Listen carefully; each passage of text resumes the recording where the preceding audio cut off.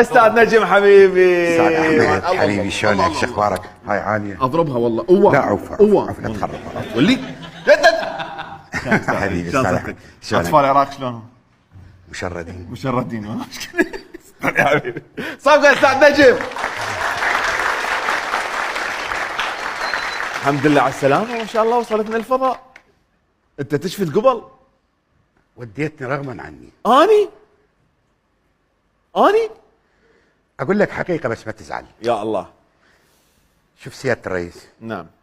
تنقلتني من كوكب نعم الى كوكب اخر. نعم. مارست وياي دكتاتوريه مقيته. نعم. على اقل تقدير اسالني ليش موديني فوق؟ يعني قلت تغيير جو، انت قاعد جو هناك وهذه وتعصب دائما بالاستوديو، قلت اليوم نطلع شويه من الاستوديو مالتك وتجينا هنا ناخذك فره نروح على هذا الكوكب وهذا الكوكب على السريع نشوف كم مخلوق فضائي ونرجع.